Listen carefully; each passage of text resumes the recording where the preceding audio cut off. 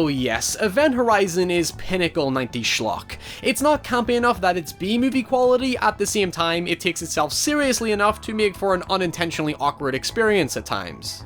Here I come, motherfucker! As many horror fans know, this is not the movie it was meant to be. After coming off the success of his Mortal Kombat adaptation, Paul W.S. Anderson turned his attention to making this intense, provocative, and relatively ambitious R-rated horror movie, only for it to be so intense, provocative, and relatively ambitious that Paramount forced Anderson to cut a less graphic version instead, resulting in the movie allegedly losing a significant amount of narrative context, and what we're left with is nowhere near as hyperbolically shocking or violent to warrant such a considerable reputation. But despite being a failure for its time, both critically and commercially, it developed a very enthusiastic cult following, and even became surprisingly influential on many creative properties such as Dead Space. So where did both the popularity and infamy lie with what has been dubbed by the internet as one of the scariest or most disturbing movies of all time? Because that's the place you go to if you want a trusted perspective on a movie.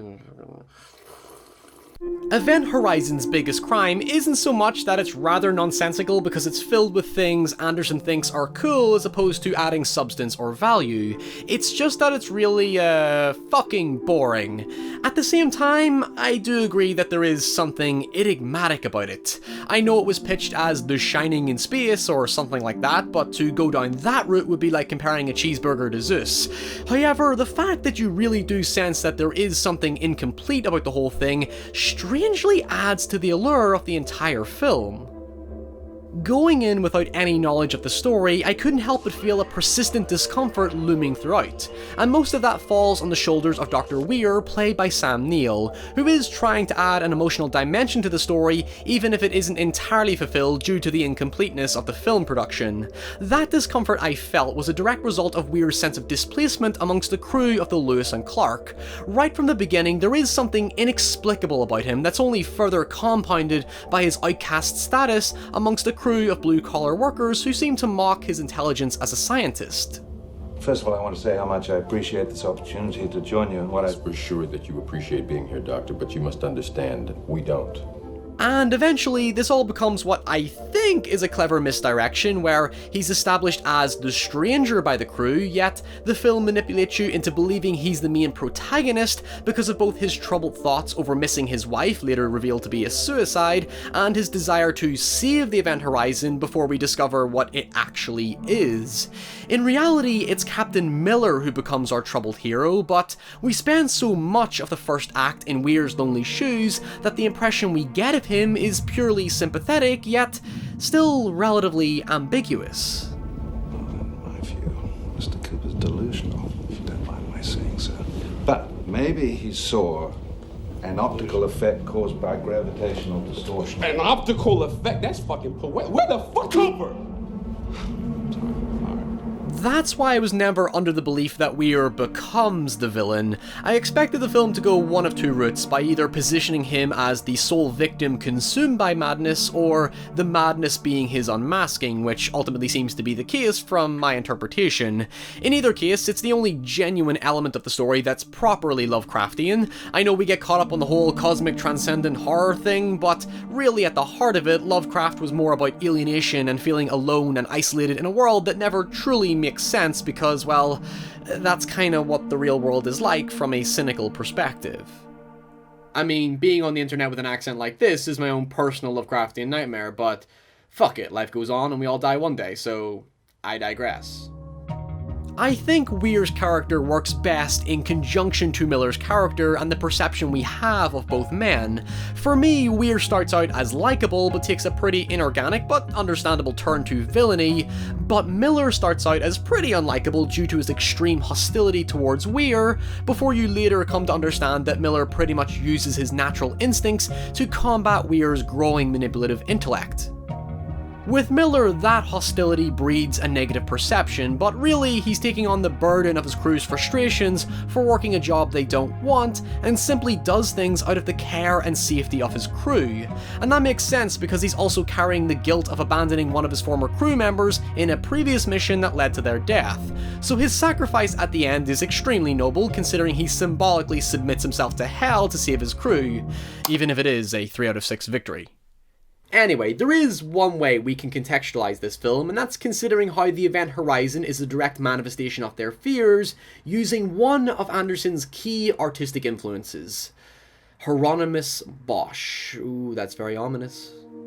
Bosch was a Dutch painter famous for his abstract and disturbing depictions of humanity's deepest fears, or well, more specifically to his time, the religious anxieties and moral pressures that loomed over 15th century society. Now, I'm going to be light on the religious interpretations because, quite frankly, it bores the tits off me and causes a lot of smiting in the comments, but in relation to Event Horizon, I feel the idea is less about the afterlife and hell itself, and more about the pure fear of the unknown, especially in regards to human comprehension. Hey, I see you sneaking out. Like I said, Anderson likes filling his movies with cool things as opposed to elements that benefit the story, and really the hell aspects are, dare I say it, the most disinteresting part of the film when they aren't given the same levity as other things. Yeah, I know that the architecture is modelled after the Notre Dame Cathedral, yeah, I get that the hallway is supposed to represent the 9 circles of hell from Dante's Inferno, but there's literally nothing thematically relevant beyond a basic reference. Granted, hell is greatly hindered by censorship, which came off as a very bizarre statement in its own right, but it falls flat in comparison to the tension that exists amongst the characters. But nonetheless, I like to think of the crew as doomed right from the beginning purely because Weir is a bit of an anomaly throughout the entire film. Given the crew are disgruntled over being forced into an expedition makes it seem like they were pre-selected by Weir, or whatever madness exists in the realm of the film, to be victims to the ship, especially considering there's very little context to the events prior to the film's opening that makes everything all the more sudden and abnormal, as if we're in a constant dreamlike state. And it's only further reinforced by the ominous ending, which makes the survivors' safety feel even more false. What helps is that Weir describes the Event Horizon as simply pure chaos, and the fact that the crew describe the core as a meat grinder further adds to the complexity of it. At this point, all the logical and scientific justification Weir has given the characters on gravity, interdimensional travel, and so on is completely disregarded when faced with something totally inconceivable. Like with the context implied with Bosch's work, we might have a pretty clear vision as to what heaven is, but hell itself continues to be indescribable and, if anything, filled with contradictions and paradoxes that make understanding it futile. But in a grounded sense, that unknowingness and uncertainty is already characterized by how little we truly understand about our own planet, and in the case of this film, space. As a result, there is something to be said about how the scariest aspect of the film is just how lonely and dangerous space is.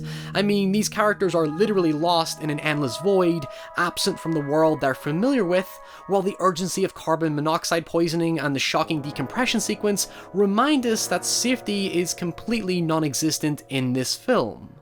As I come to the end of this, I do start to see where there is an underlying thematic presence in the film that's unfortunately more butchered than the crew of the Lewis and Clark. It's honestly lucky we even got a film, let alone one that's at least partially coherent.